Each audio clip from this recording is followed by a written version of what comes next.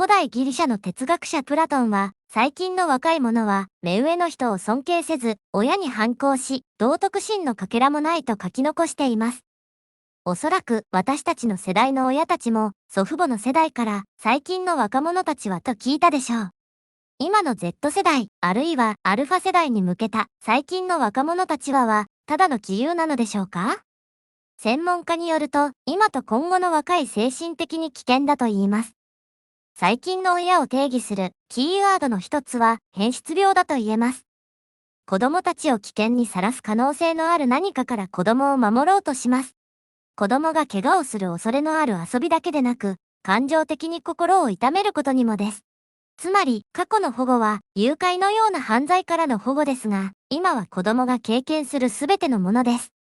それで、学校生活、就職、面接、会社生活のように、親と離れる場所は危険です。また、心理的な安全も拡張され、従来は他の意見を出しても、脅威を感じなかったが今は、あなたの発言と行動のせいで、私が否定的な感情を感じない、権利になりました。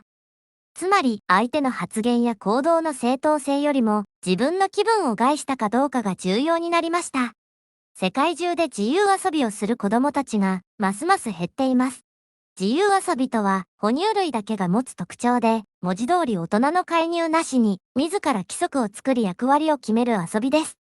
人間の脳は、特定の成長時期に、特定の活動と刺激を通じて、重要なことを学習する準備をします。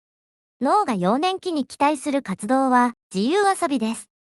世界的に最近の子供たちの特徴は、状況によって言うべき言葉と言ってはいけない言葉を区別できず、会話のキャッチボールがなく、自分が言いたいことだけを言います。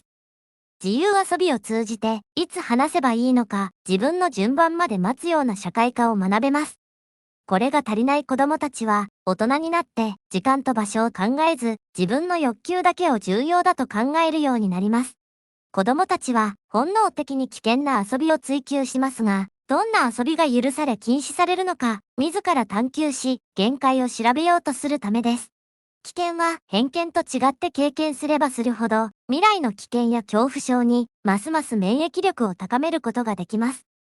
でも、この能力を適時に育てられないと、年をとっても親のケアが必要な精神適応時期の状態に止まります。一方、サイバー世界では無法地帯になってしまいました。SNS ではキャッチボールというのはありません。ただいいねと視聴回数を増やすために、ただ自分の言いたいことと行動をするだけです。ゲームに没頭しすぎる傾向も増えています。ゲームが冒険欲求をはじめとする大部分の欲求を満たすため、現実での冒険、すなわち成功しようとする動機を失っています。若い世代のこのような特徴は、従来の世代とは明確に異なるため、心配しているのかもしれません。彼らに必要なのは、人との相互作用と失敗を経て、再び起きる経験なので、彼らがより健康な精神を持つためには、両親だけの努力ではなく、社会の協力が必要でしょう。